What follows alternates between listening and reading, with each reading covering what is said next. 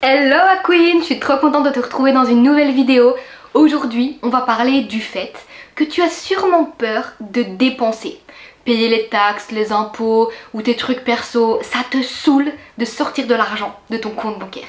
Si ça te parle, reste bien dans cette vidéo. Sache déjà que si tu as peur de dépenser, malheureusement ça va te rendre encore plus pauvre et je vais t'expliquer pourquoi. Si tu traites l'argent comme une ressource rare, il va se comporter comme tel et il va être rare. Dans cette vidéo ma queen, on va démonter la peur de dépenser et on va switcher ça pour que l'argent circule librement et qu'il vienne encore plus en masse. On va parler de pourquoi est-ce que bloquer la sortie bloque l'entrée, comment pensent les femmes qui ont beaucoup d'argent et 3 switches mindset pour que l'argent revienne x10 dans ta vie. Déjà ce que j'ai envie de te dire c'est que la plupart des gens pensent que si je dépense de l'argent, il va plus revenir ou en tout cas pas autant. Donc je dois le garder, je peux pas trop le dépenser. Et c'est aussi beaucoup la société qui nous a dit épargnez pour votre pension, gna gna gna gna gna. Fuck. C'est littéralement ce que j'ai envie de dire. À un moment donné c'est stop.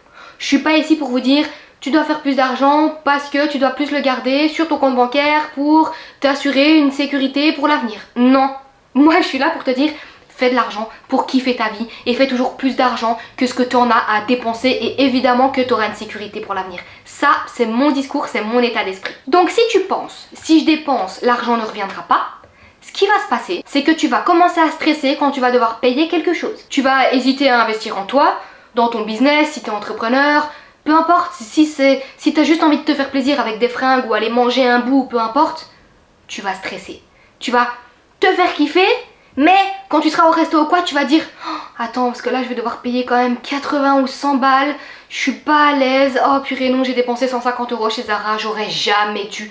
Et tu vas commencer à rentrer dans un espèce de cycle où littéralement t'as peur de manquer, l'argent te fout les boules et tu te dis je vais en manquer et j'aurais pas dû et je vais devoir attendre mon prochain salaire et gna gna gna. Tu rentres dans une spirale de merde et pour en sortir, bonjour. Et troisièmement, tu te dis si je dépense de l'argent, il reviendra pas autant. Donc c'est précieux et je dois le garder. Donc quoi qu'il en soit, peu importe ce que tu te dises, c'est pas sain. Et aussi, tu regardes l'argent de côté du style je suis pas trop à l'aise si jamais tu t'en vas, donc reste bien là sur mon compte. Tu sais, tu le regardes un peu du coin de l'œil, genre c'est la dernière fois que je te vois, si jamais je te dépense, donc non en fait, tu dois rester là. Et du coup, les gens travaillent comme des acharnés pour avoir leur salaire et ils profitent jamais et après ils tombent dans un burn-out. Je généralise, mais littéralement c'est ça. Il y a des gens qui soit ont une relation malsaine avec l'argent, ils en font pas. Soit ils ont une relation malsaine avec l'argent et ce qui se passe c'est que quand ils en ont, ils dépensent tout comme moi j'avais parce que l'argent me brûlait les doigts, je me sentais coupable d'en avoir. Ou soit ils ont de l'argent et ils ne profitent pas et du coup ils le gardent précisément comme ça après d'eux, nanana, et l'argent peut pas sortir. Oh, si l'argent sort, si je dois dépenser, c'est trop dangereux, blablabla. Et je connais des gens, ils sont littéralement, à ce stade c'est plus le mot radin, c'est, je sais pas comment ça s'appelle, c'est vraiment des gens qui ont des bons revenus, mais qui ne mettent pas la lumière chez eux, utilisent de l'eau froide parce que ça coûte moins cher en termes d'électricité, de machin, de charge et tout, allument qu'une taque électrique sur les 4 parce que ça use moins d'argent, littéralement c'est lunaire. Enfin moi je trouve que c'est lunaire, je juge personne, mais leur relation à l'argent c'est ça que je juge et je me dis c'est lunaire. Et encore une fois je suis personne pour juger parce que j'ai vécu ce genre de choses, je le rappelle, je suis pas là pour donner des leçons. Mais je me dis putain c'est triste. Et si ces gens-là reprogrammaient un tout petit peu plus leur état d'esprit, ils profiteraient de leur vie. Parce que les gens que je connais qui agissent comme ça, littéralement, je voudrais pas leur vie. Leur compte bancaire, peut-être que je le voudrais, mais pas en le gérant comme ça. Donc, voilà un peu toutes les différences qu'on pourrait avoir. Enfin, peu importe la case, entre guillemets, j'aime pas dire ça, mais dans quelle situation tu te trouves. Évidemment, il y en a plein d'autres, mais c'est un peu pour parler à tout le monde et illustrer un petit peu tout ce que les gens peuvent vivre en lien avec l'argent quand c'est une relation un peu malsaine, un peu toxique. Évidemment, il y a différents degrés. Moi, je le rappelle, j'étais dans une relation hyper toxique avec l'argent et c'est pour ça que j'ai attiré à moi les huissiers, les dettes et tout le tralala. Donc, ce que tu dois retenir, c'est que l'argent est une énergie et une énergie doit circuler. Elle doit circuler, cherche pas. Donc, ton argent, comme c'est une énergie, ton argent doit circuler. Quand tu bloques la sortie, donc le fait de dépenser de l'argent, peu importe pour ce que c'est, les charges ou pour toi-même, pour te faire kiffer, tu bloques l'entrée. L'argent ne peut pas rentrer si tu n'oses pas le faire sortir. Comme je te l'ai dit, c'est circulaire. Et pour que ça circule, faut que ça circule quoi. Faut le laisser sortir pour qu'il rentre.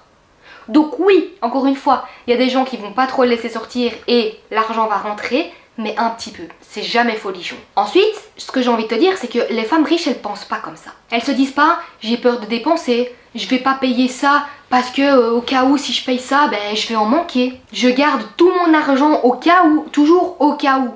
Mais au cas où quoi? Toute ta vie, tu vas vivre dans la peur de au cas où? Non. Pour moi, encore une fois, les gens qui vivent dans la peur de je garde mon argent parce que au cas où, c'est les gens qui n'ont pas confiance, qu'ils sont capables de dealer avec l'argent, de circuler avec l'argent, que l'argent circule, qu'ils peuvent en dépenser, qu'ils peuvent en générer et que c'est circulaire en fait, ça circule.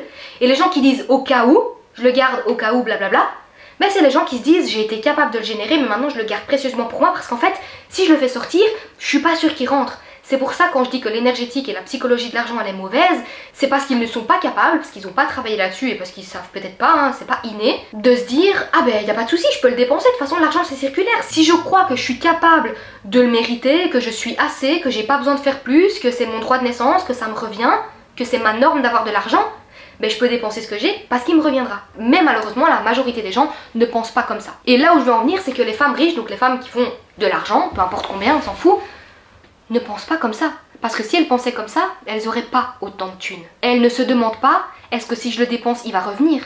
Elles savent pertinemment qu'il va revenir. Et la nuance, elle est là. Donc vraiment, ce que je te recommande de faire, c'est de remplacer la peur par de la confiance. Chaque fois que tu penses à cette peur-là de si je le dépense, ça va pas me revenir, je dois le garder, blablabla, dis-toi, quand je dépense mon argent, c'est là qu'il me revient en x10.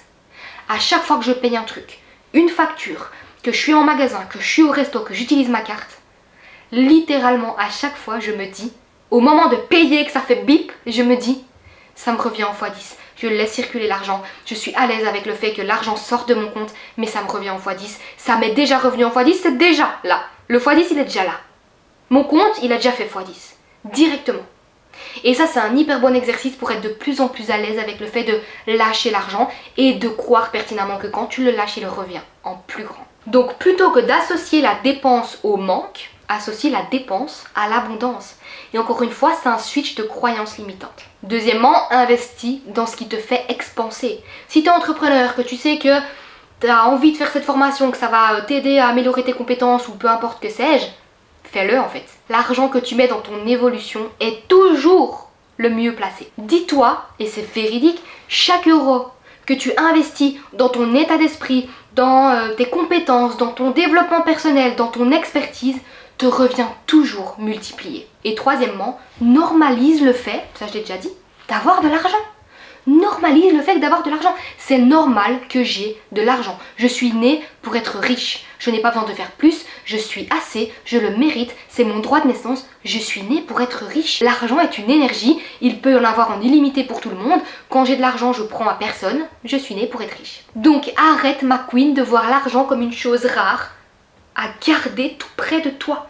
Ne mets pas l'argent sur un piédestal. C'est la pire chose à faire. L'argent n'est pas quelque chose de rare que tu dois protéger. Parce que ça veut dire que si tu penses ça, tu rentres dans le manque et tu rentres dans le fait que je suis pas sûre que je suis capable de réussir à re-avoir de l'argent de nouveau. Tu bloques le flux. Vois l'argent comme un flux constant qui passe par toi. Constant, c'est constant. L'argent sort, il revient, il n'y a pas de souci. Il sort en une fois, il revient en 10 fois, c'est ok, c'est mon droit de naissance. T'es pas censé retenir l'argent. T'es censé le dépenser, le faire circuler, l'utiliser, l'apprécier et le voir revenir en masse. Mais évidemment, si ta croyance à toi c'est quand je dépense de l'argent, j'en ai moins, mais forcément c'est ce qui va t'arriver. Mais si tu te dis quand je dépense cet argent, il me revient en x10 parce que c'est mon droit de naissance et que je le fais circuler, donc je suis complètement ok avec le fait qu'il sorte de mon compte, il te revient en x10. Encore une fois, c'est les vibrations que tu renvoies à l'univers et c'est ce que tu fais comprendre à ton cerveau. Et donc, à partir du moment où tu es safe avec ton état d'esprit, tu as toute l'abondance que tu veux. J'espère que tu as kiffé cet épisode, ma queen.